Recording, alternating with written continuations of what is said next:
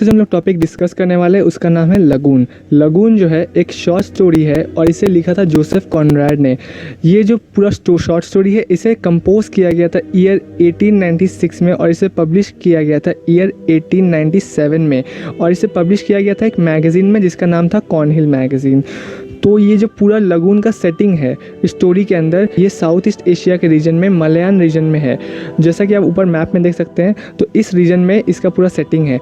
और स्टोरी को शुरू करने से पहले हम लोग ये जान लेते हैं कि असल में लगून होता क्या है। तो जब समुद्र के पानी में से एक हिस्सा पानी का बह के कहीं और जाकर जमा होता है, जैसे पथरीले जगहों पर जाकर जमा होता है या फिर सैंड के बीच में जाके जमा हो जाए, तो उस एरिया को लगून कहते हैं। तो ये ज़्यादातर एरिया ऐसा पाया जाता है एशियाटिक कंट्रीज़ के अंदर, तो इसी एरिया को लगून कहते हैं। तो स्टोरी को शुरू करने से पहले उसे कुछ मेन कैरेक्टर्स को देख लेते हैं। तो सबसे पहला कैरेक्टर जो है यहाँ पे वो है अरसट। अरसट जो है यहाँ पे मेन हीरो है, प्रोटागोनिस्ट है और ये जो है अपनी वाइफ के साथ लगून में रहता है।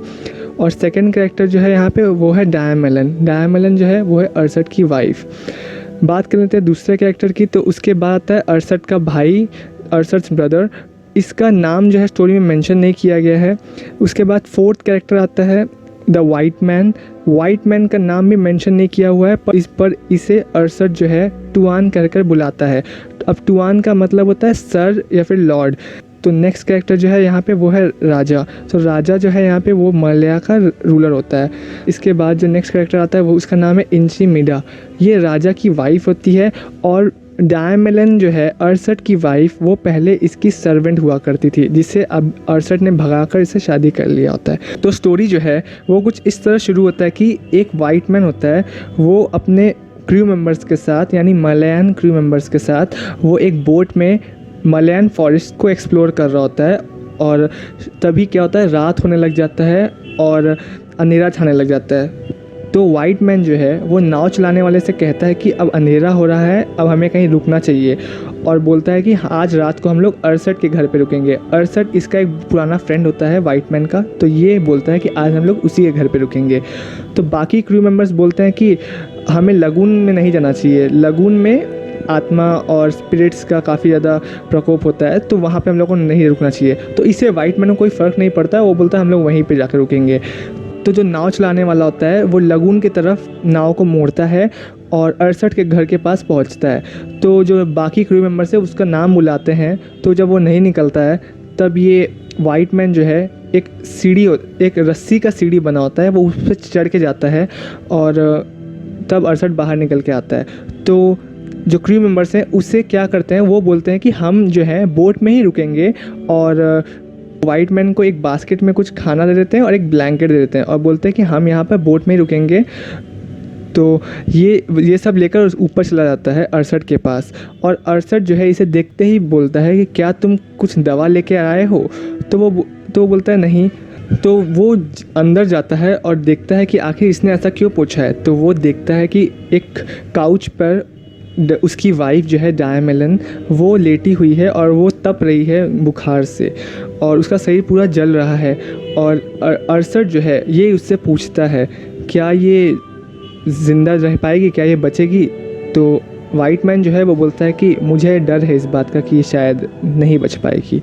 और वो बताता है कि इसकी ये जो है ये बीमार पड़ गई जब से इसने कुछ आवाज़ें सुनी है लगून से आते हुए, इसका नाम पुकार रही थी, और तब से बीमार है और 5 दिन हो गए हैं और इसने बिना सोए ये इसी तरह से जल रही है। मतलब इसका बदन जो है, इसका शरीर जो है पूरा जल रहा है।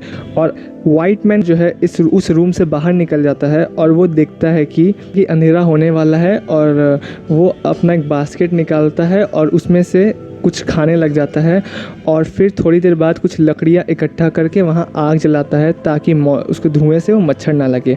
तभी अरसट भी उस रूम से बाहर निकल के आता है और वो बोलता है वाइट मैन को कि अभी भी उसका जो बदन है वो अभी भी शरीर जो है वो जल रहा है, और एक बार और पूछता है क्या वो बचेगी? तो ये बोलता है कि मुझे नहीं लगता अब। तो अरसट जो है वो वापस उस रूम में जाता है, उसे जगाने की कोशिश करता है, और जब वो देखता है कि वो नहीं जाग रही है तो अरसट जो है वो वापस आ जाता है वाइट मैन के पास और उसे पुराने बातें याद दिलाता है कि किस तरह ये और वाइट मैन मिल के एक साथ लड़ा किया करते थे। और वो आगे एक स्टोरी सुनाता है कि जब इनका फाइटिंग जो था वो ख़त्म हो चुका था, तब आगे क्या होता है, वाइट मैन जो है वो अपने रास्ते चला जाता है और अरसट जो है वो अपने ही दुनिया में खुश रहता है। और फिर अरसट को एक दिन एक लड़की से प्यार हो जाता है। उस लड़की का नाम होता है डायमेलन। अब ये डायमेलन जो है वहाँ के राजा की वाइफ, यानी उस राजा की वाइफ का नाम होता है इंची मिडा, उसकी सर्वेंट हुआ करती थी।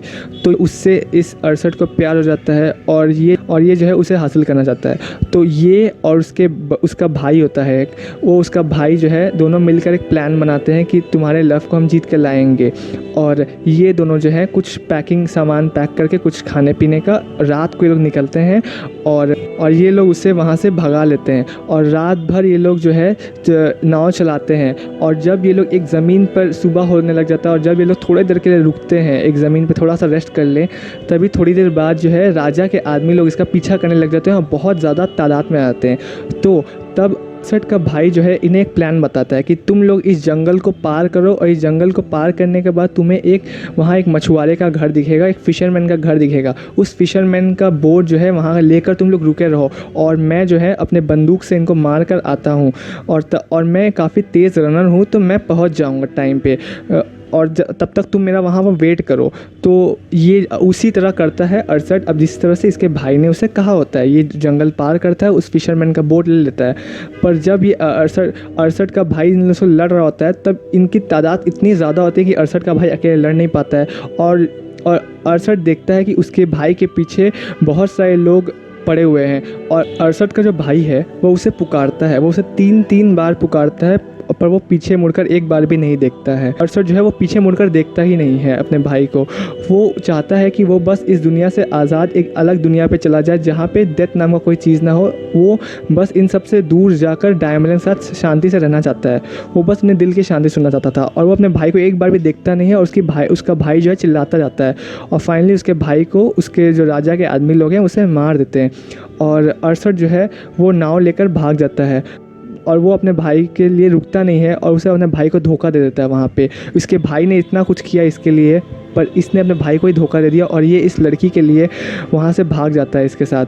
और अब जो है अरसट जो है काफ़ी दुख मना रहा है इस बात के लिए वो अभी तक पछता रहा है और इसका जो स्टोरी है वो ख़त्म रहता है। तो सुबह हो चुकी होती है और अरसट रूम में जाता है जहाँ पे डायमेलन होती है और वो वहाँ देखता है कि ये डायमेलन का डेथ हो चुका है। और ये वापस आता है और वाइट मैन को बताता है कि डायमेलन नहीं रही। तो वाइट मैन जो है बोलता है कि चलो तुम मेरे साथ चलो, तो ये मना कर देता है। तो वाइट मैन जो है वो बोलता है ठीक है, अगर तुम्हें नहीं आना तो मत आओ, अभी मैं जा रहा हूँ। तो जब ये वाइट मैन और सब क्रू मेंबर जब जाने वाले होते हैं तो अरसट जो है वो बोलता है कि अब मेरी दुनिया में कुछ नहीं है, शांति, और मुझे सिर्फ एक ही चीज़ चाहिए, वो है मेरे भाई का जो डेथ हुआ है उसका बदला चाहिए मुझे। और ये एक सूरज का रोशनी को देखता जाता है बस। और जब वाइट मैन वापस आ रहा होता है तो वो एक बार पीछे मुड़कर देखता है और वो देखता है कि अरसट अभी भी उसी पोजीशन में बस क्लाउड्स के बीच में रोशनी को देख रहा होता है और उसके मन में बस एक ही चीज़ होता है, बदला लेने की भावना। तो इस तरह से जो स्टोरी है वो ख़त्म रहता है। तो स्टोरी जो है वो 3 पार्ट में डिवाइडेड था। पहले वाइट मैन जो है वो किस तरह से अरसट के घर जाता है और वो देखता है डायमेलन का तबीयत ठीक नहीं है, वो बुखार से तप रही है। उसके बाद अरसट उसे अपनी पिछली ज़िंदगी का स्टोरी सुनाता है और फिर जब सुबह होने वाला होता है तो वो उसकी स्टोरी ख़त्म हो जाती है और वो जाकर उस रूम में जाकर देखता है और वहाँ वो देखता है कि डायमेलन भी मर चुकी है। फिर लास्ट में जब वाइट मैन जाने वाला होता है तब उसे बदले की उसके अंदर आग दिखाई देती है। और आई होप कि आपको जो पूरा मेरा नरेशन है वो आपको पसंद आया। और अगर आपको मेरा जो ये वीडियो पसंद आया तो प्लीज़ इसे अपने दोस्तों के साथ ज़्यादा से ज़्यादा शेयर करें, क्योंकि आप जब शेयर करते हैं तो उससे हमारी काफ़ी ज़्यादा मदद होती है। तो आप प्लीज़ ज़्यादा से ज़्यादा शेयर करने की कोशिश करें अपने इस वीडियो को।